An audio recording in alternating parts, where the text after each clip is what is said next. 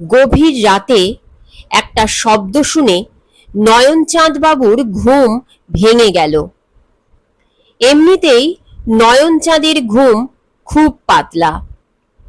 টাকা থাকলেই দুশ্চিন্তা, আর দুশ্চিন্তা থাকলেই অনিদ্রা। অনিদ্রা থেকেই আবার অগ্নিমান্দ হয়, অগ্নিমান্দ থেকে ঘটে উদরাময়।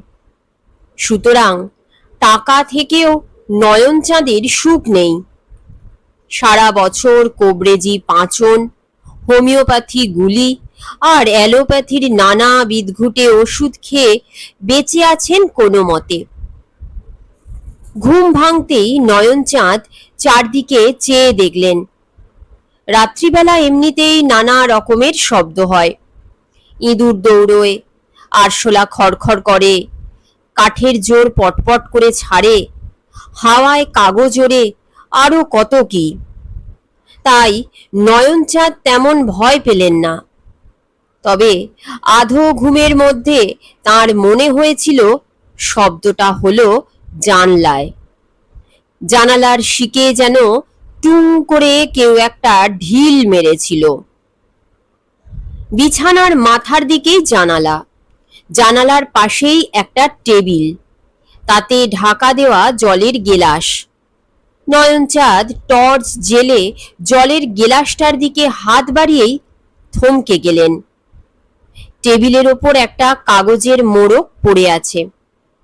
নয়নচাঁদ উঠে বড় বাতি জেলে মোড়কটা খুললেন। যা ভেবেছেন তাই। ঢিলে জড়িয়ে কে একখানা চিঠি পাঠিয়েছে তাকে। সাদামাটা একখানা কাগজে লাল অক্ষরে লেখা, নয়নচাঁদ, আমাকে মনে আছে? সামান্য দেনার দায়ে আমার ভিটে ঘুঘু চড়িয়েছিলে। আমার বউ আর বাচ্চারা ভিখিরি হয়ে সেই থেকে পথে পথে ঘুরছে। অনেক সহ্য করেছি, আর না। আগামী অমাবস্যায় তোমার ঘাড় মটকাবো। ততদিনে ভালো মন্দ খেয়ে নাও, ফুর্তি করো, গাও, নাচো, হাসো। বেশি দিন তো আর নয়। ইতি তোমার যম জনার্দন। নয়নচাঁদ ঠক ঠক করে কাঁপতে লাগলেন। তার শিথিল হাত থেকে চিঠিটা পড়ে গেল। চাকর বাকর, বউ, ছেলে মেয়েদের ডাকার চেষ্টা করলেন, গলা দিয়ে স্বর বেরোলো না। জনার্দনকে খুব মনে আছে নয়নচাঁদের। নিরীহ গোছের মানুষ, তবে বেশ খরচের হাত ছিল। প্রায় হ্যান্ড নোট লিখে নয়নচাঁদের কাছ থেকে চড়া সুদে টাকা ধার করত। কখনো টাকা শোধ দিতে পারেনি। নয়নচাঁদ মামলায় জিতে লোকটার বাড়ি ঘর সব দখল করে নেয়। জনার্দন সেই দুঃখে বিবাগী হয়ে কোথায় চলে যায়। মাসখানেক বাদে নদীর ওপারে এক জঙ্গলের মধ্যে একটা আমড়া গাছের ডাল থেকে ঝুলন্ত অবস্থায় তার পচা গলা লাশটা পাওয়া যায়। তার বউ ছেলেপিলেদের কি হয়েছে তা অবশ্য নয়নচাঁদ জানেন না।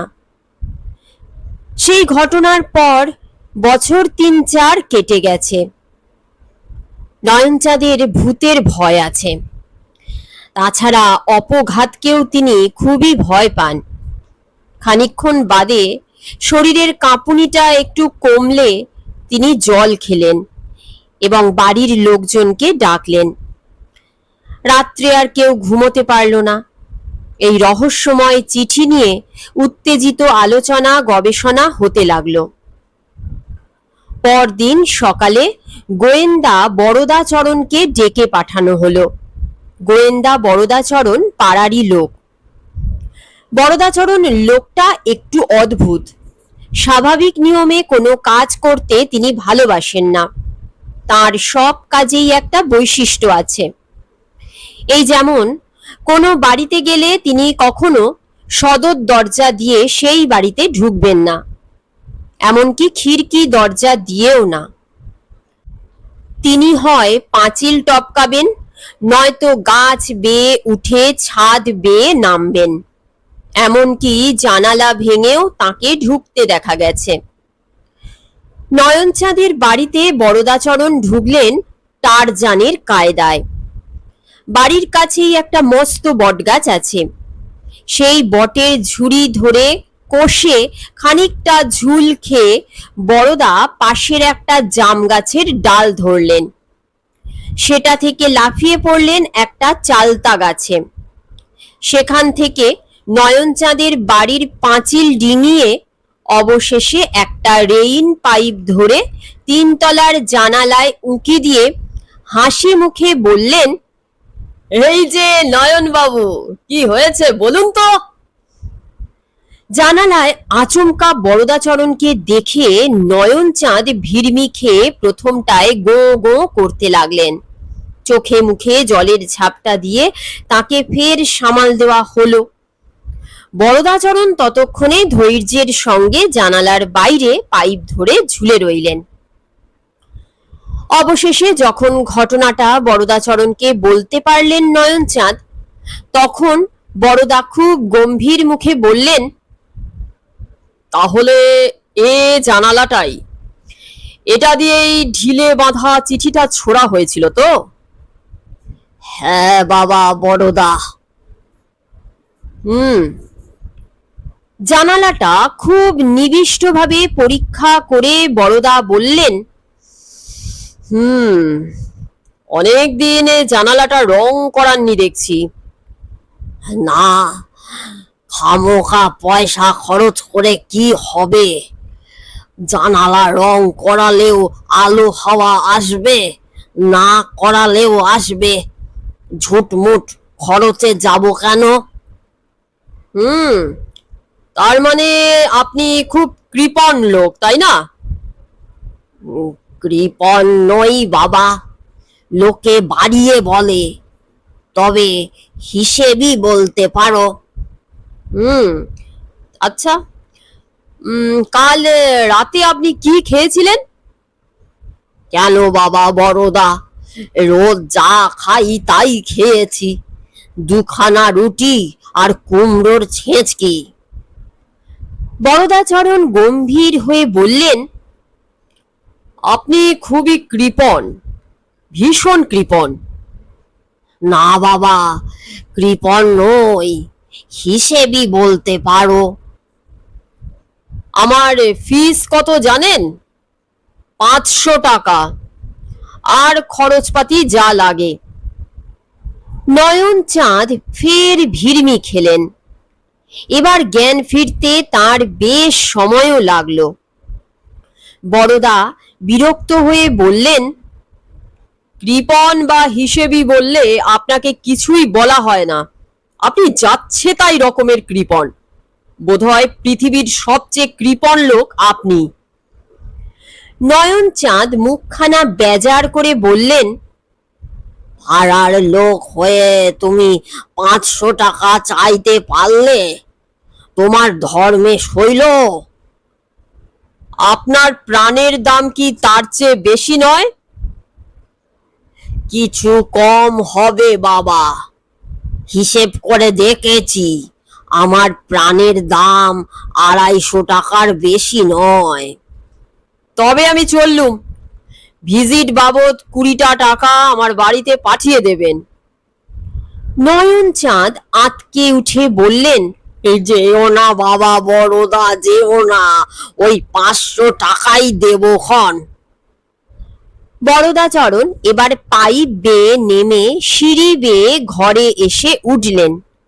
হাত বাড়িয়ে বললেন, চিঠিটা দেখি।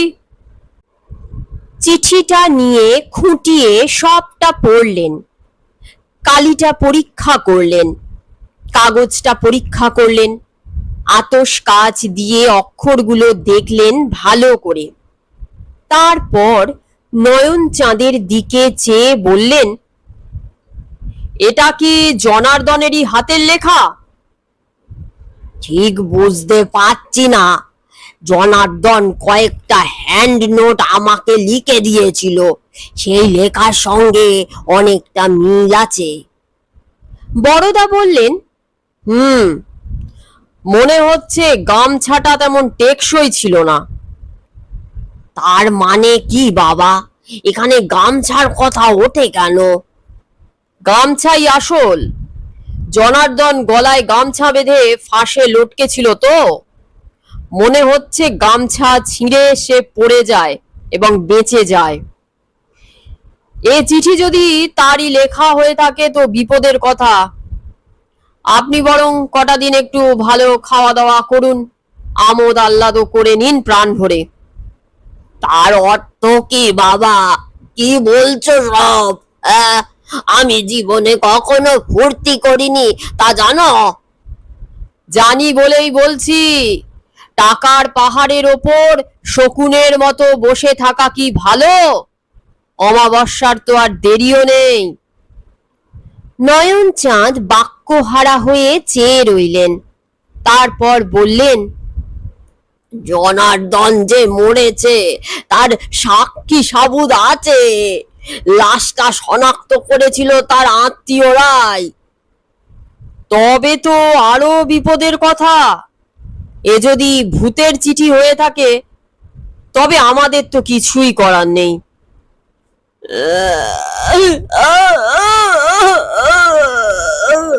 নয়নচাঁদ এবার ভ্যাক করে কেঁদে বললেন,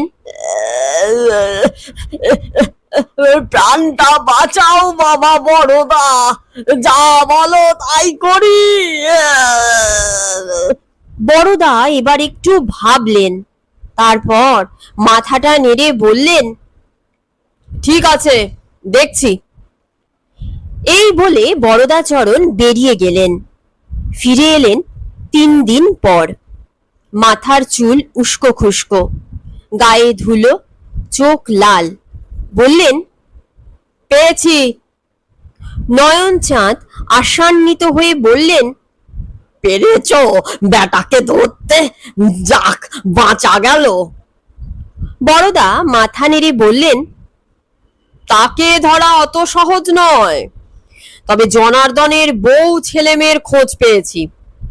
এই শহরেরই একটা নোংরা বস্তিতে থাকে, ভিক্ষে শিক্ষে করে পরের বাড়িতে ঝি চাকর খেটে কোনো রকমে বেঁচে আছে। ও, কিন্তু সে খবরে আমাদের কাজ কি? বড়দা কটমট করে চেয়ে থেকে বললেন, চিঠিটা যদি ভালো করে পড়ে থাকেন তবে নিশ্চয়ই লক্ষ্য করেছেন ভূতটার কেন আপনার উপর রাগ। তার বউ ছেলে মেয়ে ভিখিরি হয়ে যাওয়াটা সে সহ্য করতে পারছে না। ও, তা বটে। যদি বাঁচতে চান তো তাদের আগে ব্যবস্থা করুন। কি ব্যবস্থা বাবা বড়দা? তাদের বাড়িঘর ফিরিয়ে দিন, আর যা সব ক্রোক করেছিলেন তাও। ওরে বাবা, ওরে বাবা রে, তার চেয়ে মরাও ভালো। আপনি চ্যাম্পিয়ন। কিসে বাবা বড়দা? কিপটেমিতে। আচ্ছা, আসি, আমার কিচ্ছু করার নেই কিন্তু। দাঁড়াও দাঁড়াও, অত চট কেন? জনার্দনের পরিবারকে সব ফিরিয়ে দিলে কিছু হবে? মনে হয় হবে, তারপর আমি তো আছি। একটা দীর্ঘশ্বাস ছেড়ে নয়নচাঁদ বললেন, তাহলে তাই হবে বাবা। অমাবস্যার আর দেরি নেই। মাঝখানে মোটে 7টা দিন। নয়নচাঁদ জনার্দনের ঘর বাড়ি, জমি জমা, ঘটি বাটি এবং সোনা দানা সবই তার পরিবারের কাছে ফিরিয়ে দিলেন। জনার্দনের বউ আনন্দে কেঁদে ফেলল। মেয়েগুলো বিহ্বল হয়ে গেল।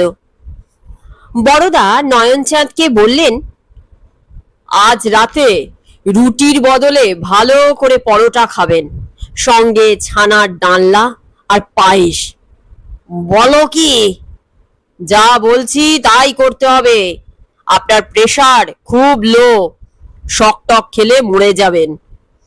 ও, তাই হবে বাবা বড়দা, যা বলবে করব, শুধু প্রাণটা দেখো। নয়নচাঁদ পরোটা খেয়ে দেখলেন বেশ লাগে, কোনোদিন খাননি। ছানাল ডালনা খেয়ে আনন্দে তার চোখে জল এসে গেল, আর পায়েস খেতে খেতে পূর্বজন্মের কথাই মনে পড়ে গেল তার। না, পৃথিবী জায়গাটা বেশ ভালোই। সকালবেলাতেই বড়দা জানালা দিয়ে উকি মারলেন।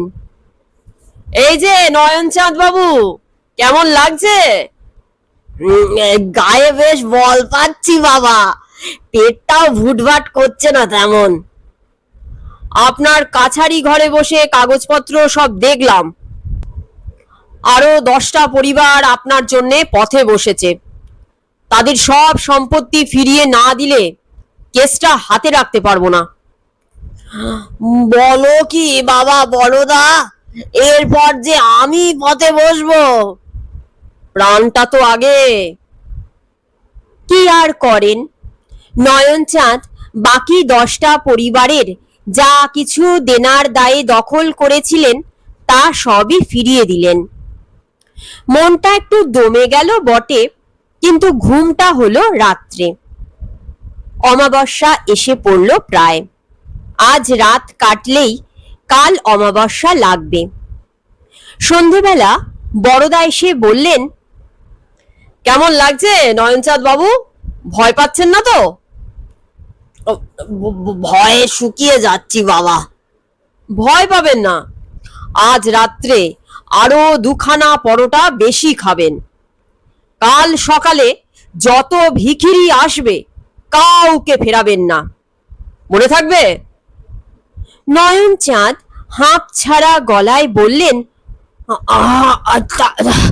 তাই হবে বাবা, তাই হবে। সব বিলিয়ে দিয়ে লেংটি পরে এই হিমালয়ে চলে যাব, যদি তাতে তোমার স্বাদ মেটে। পরদিন সকালে উঠে নয়নচাঁদের চক্ষু চড়ক গাছ। ভিক্ষে দেওয়া হয় না বলে এ বাড়িতে কখনো ভিখিরি আসে না, কিন্তু সকালে নয়নচাঁদ দেখেন বাড়ির সামনে শয়ে শয়ে ভিখিরি জুটেছে। দেখে নয়নচাঁদ মূর্ছা গেলেন। মূর্ছা ভাঙার পর বেজার মুখে উঠলেন। সিন্দুক খুলে টাকা বের করে চাকরকে দিয়ে আনালেন। ভিখিরিরা যখন বিদায় নিল তখন নয়নচাঁদের 1000 খানেক টাকা খসে গেছে। নয়নচাঁদ মাথায় হাত দিয়ে বসে রইলেন অনেকক্ষণ। 1000 টাকা যে অনেক টাকা। দুপুরে একরকম উপোস করেই কাটালেন নয়নচাঁদ। টাকার শোক তো কম নয়। নিজের ঘরে শুয়ে থেকে একটু তন্দ্রাও এসে গিয়েছিল। যখন তন্দ্রা ভাঙল তখন চারিদিকে অমাবস্যার অন্ধকার, ঘরে কেউ আলোও দিয়ে যায়নি। আতঙ্কে অস্থির হয়ে নয়নচাঁদ চেঁচালেন, ওরে কে আছিস, কে আছিস ওরে? কেউ জবাব দিল না। ঘাটটা কেমন সুরসুর করছিল নয়নচাঁদের, বুকটা ছমছম। চারদিকে কিসের যেন একটা ষড়যন্ত্র চলছে অদৃশ্যে। ফিসফাস কথাও শুনতে পাচ্ছেন। নয়নচাঁদ সভয়ে কাঠ হয়ে জানলাটার দিকে চেয়ে রইলেন। হঠাৎ সেই অন্ধকার জানালায় একটা ছায়া মূর্তি উঠে এলো। নয়নচাঁদ আর সহ্য করতে পারলেন না। হঠাৎ তেড়ে উঠে জানালার কাছে যেয়ে বললেন, কেন রে, কেন রে ভূতের পো? আর কোন পাপটা আছে আমার শুনি? কোন পাপটা আমার আছে? আর কোন কর্মফল বাকি আছে? তোরাই পরোয়া করি তোর। একটা টর্চের আলোয় ঘরটা ভরে গেল হঠাৎ। জানালার বাইরে থেকে বরদাচরণ বললেন, ঠিকই বলেছেন নয়নবাবু, আপনার আর পাপ টাপ নেই, ঘাড়ও কেউ মটকাবে না। অমাবস্যা একটু আগেই ছেড়ে গেছে বটে, তবে ফের অমাবস্যা আসতে আর কতক্ষণ? এবার থেকে যেমন চালাচ্ছেন তেমনি চালিয়ে যান। সকালে ভিখিরি বিদে, দুপুরে ভরপেট খাওয়া, বিকেলে দান ধ্যান সৎ চিন্তা, রাত্রে পরোটা। মনে থাকবে? আহ! নয়নচাঁদ একটা শ্বাস ছেড়ে বললেন, থাকবে বাবা, থাকবে।